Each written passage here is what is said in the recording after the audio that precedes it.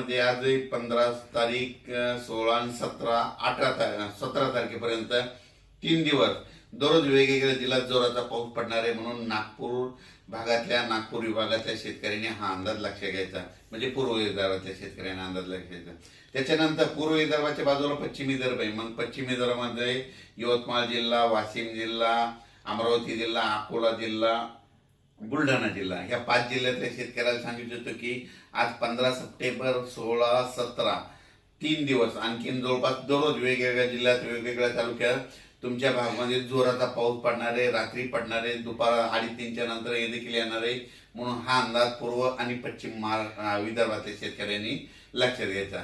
आणि सगळ्यात महत्वाचं काय झालं की आता मराठवाडा, पश्चिम महाराष्ट्र आणि उत्तर महाराष्ट्र, आता काय झालं की म्हणजे ह्या 2 दिवसापासून मराठवाड्यात तर पावसाने इतका धुमाकूळ घातलाय.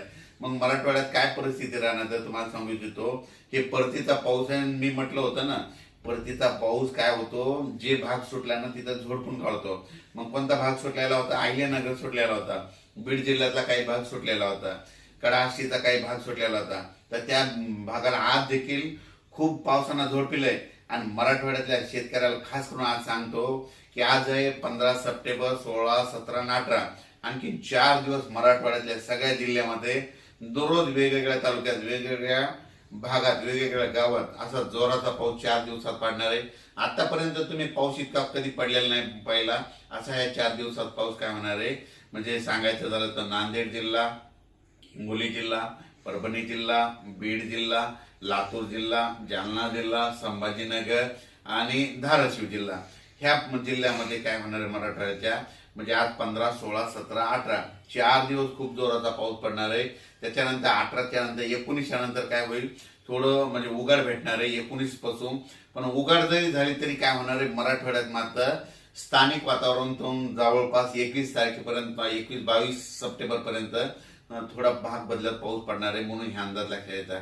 पण 18 तारखेच्या नंतर पावसाचा जोर मराठवाड्यातला ओसरणार आहे. पण स्थानिक वातावरण तयार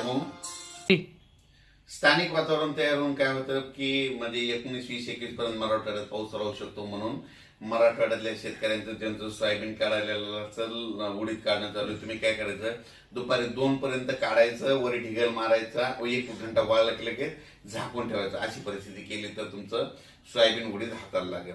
त्याच्यानंतर आपण काय करू, पश्चिम महाराष्ट्राकडे. पश्चिम महाराष्ट्राकडे सोलापूर जिल्हा, सांगली जिल्हा, सातारा जिल्हा, कुडाळ ते म्हणजे सातारा जिल्हा, अहिल्यानगर, नाशिक जिल्हा, ह्या पट्ट्यातल्या शेतकऱ्याला सांगू इच्छितो की पश्चिम महाराष्ट्राकडे आज म्हणजे 15, 16, 17, 18 4 दिवस दररोज वेगवेगळ्या भागात, वेगवेगळ्या गावात, वेगवेगळ्या तालुक्यात जोराचा पाऊस पडणार आहे, विजेच्या कडकडासह पडणार आहे. म्हणून हा अंदाज लक्षात येतात. म्हणजे विजा अशा असतील की ह्या विजा कडकड वाजणार नाहीत, असं वेगळं असं बँडचा जसा आवाज येतो ना तशा विजाचा आवाज येईल. म्हणून तुम्ही काय करायचं, ह्या 4 दिवस जरा सतर्क करायचं. म्हणजे पश्चिम महाराष्ट्रात देखील जोराचा पाऊस पडणार आहे. जोराचा पाऊस पडल्यामुळे काय होणार आहे, नद्याला पाणी येणार, नद्याला पूर येणार. त्याच्यामुळं मांजरा धरणाचं पाणी सोडावं लागेल, माजलगावच्या तळ्याचं देखील पाणी सोडावं लागेल. त्याच्यानंतर पुण्याकडे पाऊस पडणार आहे म्हणून खडकवासलाचं पाणी सुटेल. त्याच्यानंतर ते पाणी तिकडे खाली सांगलीकडे जाईल. नद्याच्या पाण्याच्या पातळीत वाढ होणार आहे. म्हणून सातारा, सांगली, कोल्हापूर, सोलापूरच्या शेतकऱ्यांनी हा अंदाज लक्षात घ्यायचा. आणि पुणेकरांनी देखील आजच बघा तुम्ही 15 तारखेपासून तुमच्या तिकडे जोराचा पाऊस सुरू होणार आहे. म्हणून हे पुणेकरांना देखील अंदाज लक्षात घ्यायचा. म्हणजे पुणेकरच नाही तर सांगायचं झालं तर पश्चिम महाराष्ट्रात सगळ्या शेतकऱ्यांनी 15, 16, 17, 18 4 दिवस जोराचा पाऊस वेगवेगळ्या भागात पडणार आहे. म्हणून हे अंदाज लक्षात घ्यायचा. आता त्याच्यानंतर आपण उत्तर महाराष्ट्राकडे. उत्तर महाराष्ट्रातल्या शेतकऱ्याला सांगू इच्छितो की नाशिक जिल्हा, इगतपुरी, त्याच्यानंतर नंदुरबार, धुळे, जळगाव, तुमच्याकडे म्हणजे उद्यापासून 16, 17, 18 म्हणजे 16, 17, 18 आज देखील 15ला देखील आज पाऊस आहे. पण 16, 17, 18ला नंदुरबारकडे तिकडे पाऊस जाणार आहे. म्हणून उत्तर महाराष्ट्रातल्या शेतकऱ्यांनी, 4ही जिल्ह्यातल्या शेतकऱ्यांनी हा अंदाज लक्षात घ्यायचा. आणि हा परतीचा पाऊस आहे. आणि परतीचा पाऊस काय करतो, सगळ्याला झोडपून काढतो. म्हणून हे लक्षात घ्यायचा. याच्यानंतर आता हे झालं परतीचा. मग याच्यानंतर परत शेतकऱ्याला माझी विनंती आहे की तुम्ही काय करा, 18च्या नंतर काही काही भागात थोडं उघड भेटणार आहे. पण त्याच्यानंतर काय होणार आहे, 24 तारखेच्या नंतर म्हणजे 25, 26, 27 तारखेच्या दरम्यान परत राज्यात पावसाचं वातावरण तयार होणार आहे. म्हणून हे देखील अंदाज लक्षात घ्यायचा. पण सर या 18च्या नंतर या 2-3 दिवसाचा जो 5 दिवसाचा कालावधी त्या दिवसात सूर्यदर्शन राहणार का? हा, 18 ते 23च्या दरम्यान सगळ्यात जास्त चांगलं सूर्यधन काय होईल विदर्भात भेटणार आहे. म्हणजे विदर्भात, पूर्व विदर्भ, पश्चिम 6 ते 11 जिल्ह्यामध्ये जरा चांगलं सूर्यदर्शन होईल. पण त्याच्यानंतर मराठवाड्यात देखील काय होईल, सूर्यदर्शन होईल, पण काय होईल, स्थानिक वातावरण तयार होऊन त्या भागात देखील 21 तारखे सप्टेंबर पर्यंत पाऊस पडेल म्हणून हे लक्षात येतं. पश्चिम महाराष्ट्रात देखील तशीच परिस्थिती राहील आणि उत्तर महाराष्ट्रात देखील राहील.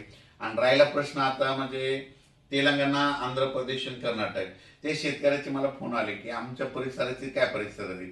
तर तेलंगणा, आंध्र प्रदेश आणि कर्नाटकचे जितके जितके तालुके, त्या शेतकऱ्याला सांगू इच्छितो की तुमच्याकडे देखील म्हणजे आज 15 ते 18 पर्यंत चांगला जोराचा पाऊस पडणार आहे. काही ठिकाणी मुसळधार पडणार आहे, कुठं अतिमुसळधार पडणार आहे, म्हणून हा अंदाज लक्षात घ्या. तसेच सर आपण आज नागपूरला आलेलो 15 सप्टेंबर 2025 आहे.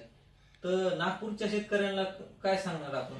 तर आज या ठिकाणी नागपूरकडे आल्याच्या नंतर नागपूर भागातल्या नागपूर, वर्धा, भंडारा, गोंदिया, चंद्रपूर, यवतमाळ या शेतकऱ्याला सांगू इच्छितो की आणखी म्हणजे आज देखील नागपूरकडे रात्रीच्याला काही ठिकाणी दुपारनंतर, काही ठिकाणी रात्रीच्याला जोराचा पाऊस आणखीन 3 दिवस या पूर्व विदर्भात पडणार आहे. म्हणून ह्या पूर्व विदर्भातल्या शेतकऱ्यांनी हा अंदाज लक्षात घ्यायचा.